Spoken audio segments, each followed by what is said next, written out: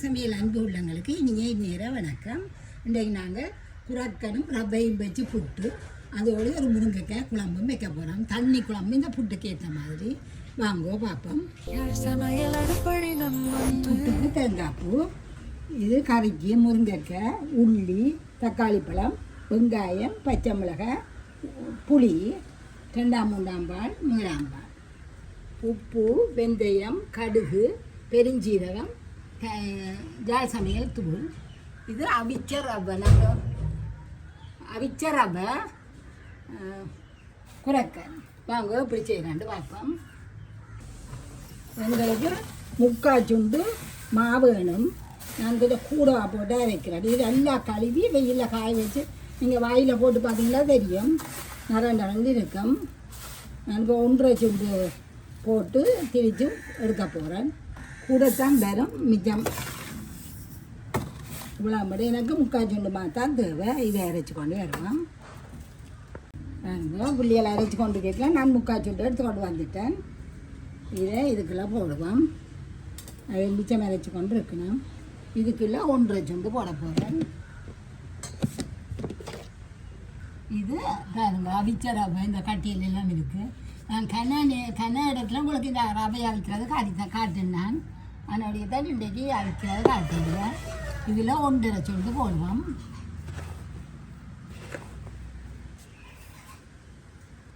ஒன்றரை பண்ணி போடுறேன். இந்த கட்டியிலெல்லாம் நாங்கள் கையால் கலந்து விடுவோம். நல்லா கலந்து விடுவோம்.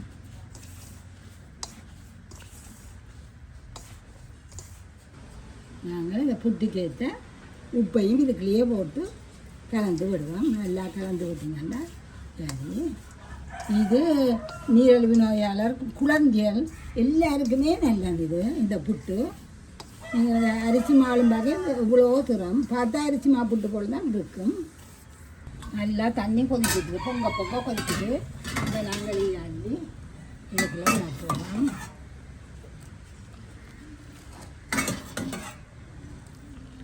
நல்லா எல்லா மாவும் நனையணும்.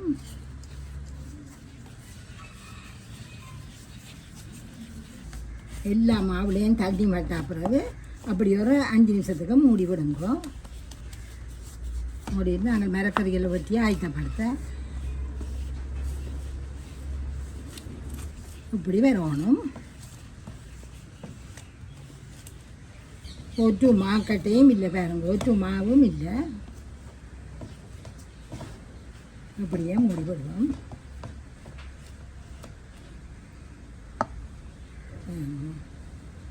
இது நாங்கள் நல்ல வடிவாக பெய்து குலை கேக்கில் சரி வரும். இதை அப்படியே மூடி விடுவோம். போட்டு பண்ணி வச்சுட்டு நாங்கள் மிளகறிகளை வெட்டுவோம். தக்காளி பழம், உள்ளி, வெங்காயம், பச்சை மிளகாய், புளி, இது எல்லாத்தையும் கழுவி வெட்டி கொண்டு வருவோம். மிளகறிகளையும் வெட்டி கொண்டு வந்து வச்சாச்சு. இப்போ நாங்கள் இதை திறப்போம். இப்போ 10 நிமிஷத்துக்கிட்டே ஆச்சு.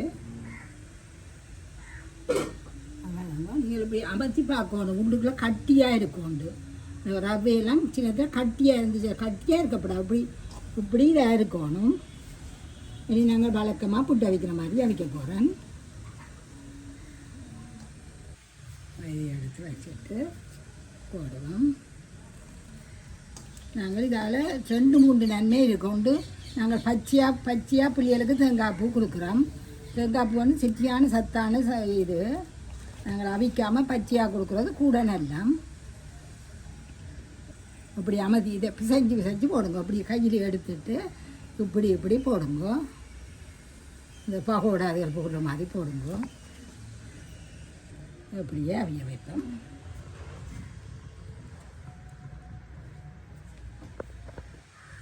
இது நல்ல ஒரு சத்தான உணவு. நீரிழிவு நோயாளர் மட்டுமில்லை, குழந்தைகள், பெரியவர் எல்லாருக்குமே நல்லா அவி வருது. இனி நாங்கள் இதை இறக்கோம்.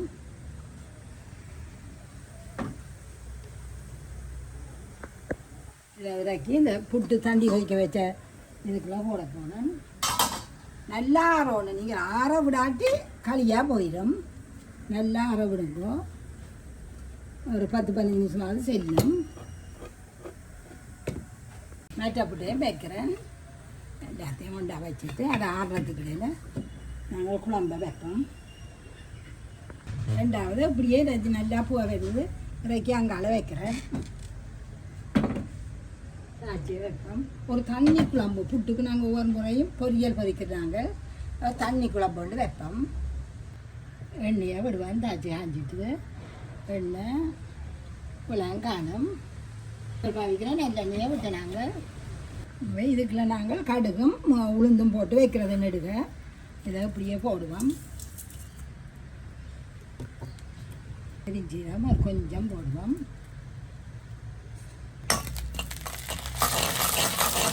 நல்லெண்ணெய் அந்த வழியாக உங்களுக்கு நுரைக்குது. இதை உள்ளியையும் பச்சை மிளகாயும் போடுவோம். கொஞ்சம் அதங்கட்டும்.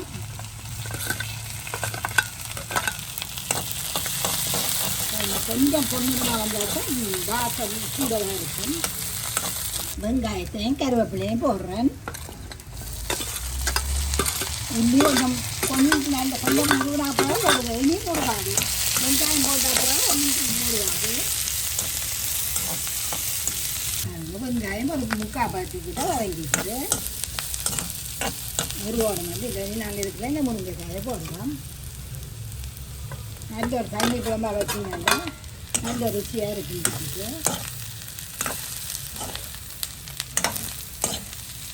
மரங்களில் தாராளமாக முருங்கைக்காய் இப்படி வச்சுட்டு கொஞ்சம் ஒரு 10 நிமிஷம் மாறி மாறி காடி போட்டு இருப்போம். முருங்கைக்காய் காடியான அப்படியே நாங்கள் முக்கால் பாக்கில் வெங்காயத்தை விட்டனாங்க. இனி இதை கொஞ்சம் வலிச்சு அழுத்தி கொஞ்சம் நேரம் தான் தெரியும். இதனால் இறங்கி வரும் எண்ணெய் நாங்கள் வெள்ளணும். இதுதான் முக்கியம். மாசத்தை இருந்ததை இறங்கி வரணும். இதை கொஞ்ச நேரம் இருக்கட்டும். உங்களுக்கு வாசம் வந்த அப்புறம் எல்லாத்தையும் கலவுங்கோ. இப்போ உங்களுக்கு அந்த வாசம் நல்லா தெரியும். இனி கலவுங்கோ. நல்ல வாசம் பிறந்து பொரிவட்டா இது மற்ற இந்த தக்காளி கட்டாயம் வண்டியில் இருக்கிறபடியாக நான் போடுறோம். போடாமையும் காய்ச்சலாம். நல்லா தக்காளி கொஞ்சம் கறியை வெந்தயத்தை போட்டுட்டு தான் தக்காளி போடுங்க. தக்காளி போட்ட அப்புறம் வெந்தயம் போட்டிங்கன்னா பொரியாது. தக்காளி கறியை மட்டும் கொஞ்சம் நேரம் விடுவோம். இப்போ பாருங்க நல்ல தக்காளி பழம் வதங்கிட்டு நல்ல ருசியான கறி. உப்பை போடுவோம்.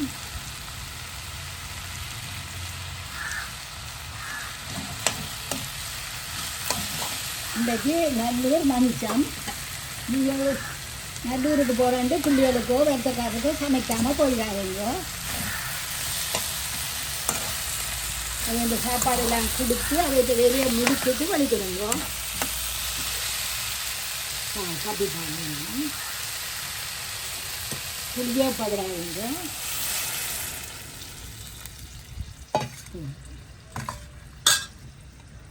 நாங்கள் வழக்கமாக கறிக்கு 3 கரண்டி போடுறோம். நாங்கள் இன்றைக்கு 1.5 கரண்டி போடப்போம். பாருங்கோ ஒரு கரண்டி வேற கரண்டி தண்ணி குழம்புண்டபடியாக இப்படியே நல்லா பிரதி போட்டு மூடி விட போகிறேன். புளியை இது முருங்கைக்காய் அப்படியே நாங்கள் புளியையும் முதல் பாலையும் விடுவோம். அப்படியே மூடி விடுவோம். இப்போ நல்லா கொதிச்சுட்டு வேணுங்கோ. இப்போ 10 நிமிஷமாக நான் வரையில்லைங்கால மெல்லிய நெருப்பில் விட்டுட்டு போடணும். முக்கால் பாலம் வெந்துட்டுது. நாங்கள் புளியை விடுவோம். புளியை விட்டு கொஞ்சம் புளியும் கொதிக்க கொஞ்சம் நேரம் விட்டுட்டு மூடி விடுவோம். வெளியே அடுப்பை கொஞ்சம் கூட்ட போகிறேன். வேறு நல்லா கொதிச்சுட்டுது. வெளியே நாங்கள் முதல் பாலை விட்டு பாதி இந்த ஒரு பாதி தேங்காய் சின்ன பாதி தேங்காய் புட்டுக்கும் கறிக்கும் எடுத்துனாங்க. இதுக்கு கொஞ்சம் தண்ணியை விட்டு அதையும் கரைச்சி இதெல்லாம் கனல்ல விடுறதில்லை, அப்படியே நல்ல ஒரு கொதிக்க இறக்குறது.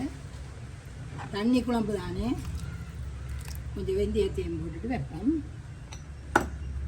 வெந்தயம் முதலும் போட்டுனாங்க, இறக்கிக்கல கொஞ்சம் போடணும், மூடி விடணும்.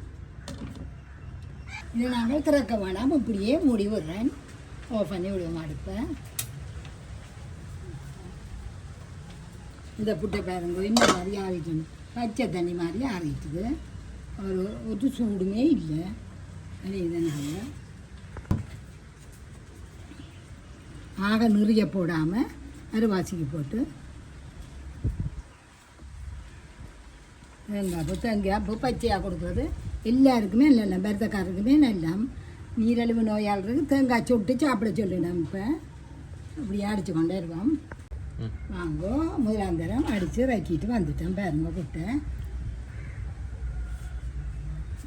பாருங்க என்ன மாதிரி இருக்குது பாருங்க. அரிசி மாப்புட்டு மாதிரியே கிடக்குது உனக்கு வேறு. இது உடம்புக்கு நல்லா இப்படி செய்து விடுங்க பிள்ளைகளுக்கு.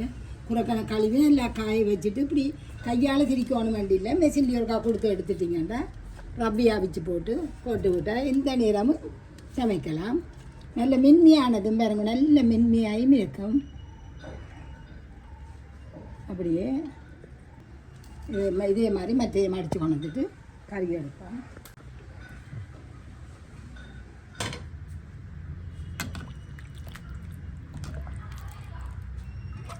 அப்படி ஒரு நாளையே செய்து சாப்பிட்டு பாருங்க. இப்போ முட்டை பொரியல் அதில் ஒரு வித்தியாசமான ருசி, கத்திரிக்காய் பொரியல் ஒவ்வொன்றுமே ஒரு வித்தியாசமான ருசிகள். இது நாங்கள் இப்போ நல்லூர் தானே மிளகறி, இதே மாதிரி செய்து கொடுங்க. பிள்ளைகளுக்கு நல்லா, உங்களுக்கும் பிள்ளைகளுக்கு நல்ல சாப்பாடு கொடுத்த திருப்தியாக இருக்கும். யாழ் சமையல் அடுப்படி நம் அன்பு எல்லாம் சுவை மணக்கும் விரல் நுனியில் கலைவண்ணம்.